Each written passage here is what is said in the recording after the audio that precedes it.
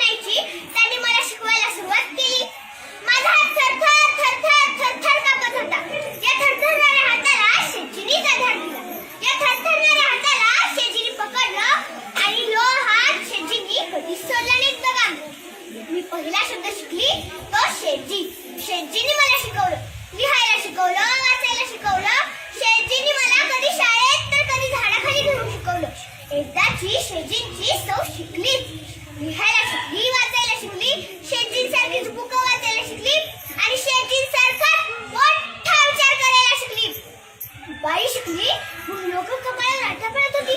बाई शिकली म्हणून नाव गोटे ठेवत होती. पण मग तकोसाट्याचा दिवस उगवला. 1848 ला आम्ही पुण्यात भिड्यांच्या वाड्यात पहिली मुलींची शाळा काढली. पण पुणे हजारी अनर्थ झाला अशी आरडाओरड करू लागली. पण शेजी घरोघरी जाऊन पोरांना गोळा करत होती, त्यांच्या मायबापांना समजावत होती. त्या काळी शिक्षकाने वाळी टाकण्याची धमकी दिली जात होती. मग जर गावात शाळाच नसतील तर मुलं शिकणार कशी?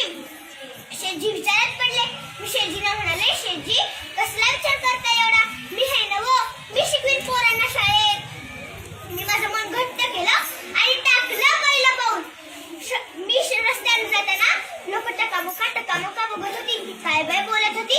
ओ बाई, ज्योतिराव फुलेंची बायको नव्ह तू. मग डोईवर पदर अशी तुरतुरू कुठं चालली म्हणायची. अशी माणसं मागून बोलत होती, चालत होती आणि माझी पावलं शाळेच्या दिशेनं पडत होती. शाळेत गेल्यावर पोरींचं चेहरा बघून माझ्या मनात हिंमत आली. मी पोरींना शिकवायला सुरुवात केली. पोरी पेन्सिलनं पाटीवर लिहत होत्या जशा जणू स्त्री जातीचं भवितव्य लिहितात बघा. मी मनात म्हणलं, आज या पोरी शिकतील, पुन्हा एवढं मोठं काम करतील की समाजात स्त्रियांचा दर्जा वाढवतील बघा. तुम्हाला सांगू का, रस्त्याने येताना कोणी माझ्यावर दगड फेकायचं, कोणी चिखल फेकायचं, कोणी टोमणी मारायचं, तर कोणी फिटी हसायचं. तेव्हा खचकन माझा हात माझ्या कपाळाला लागला आणि म्हणलं, बाई जर अशीच पुढे जात असेल ना तर माणसं तिला अशीच माघारी करतात. एक दिवस तर एक माणूस माझ्या पुढ्यात उभा राहतोय, मला म्हणतोय कसा, मागं फिरायचं. मी मनात म्हणलं, काय रे भावांनो, तुमच्या सर्व काही बाईच्या अकृतवशी येऊन थांबतं का? असा उचलला हात आणि बेल्ले त्याच्या थोबाडीत. तेव्हापासून माझ्या सर्वांवर वचक बसला.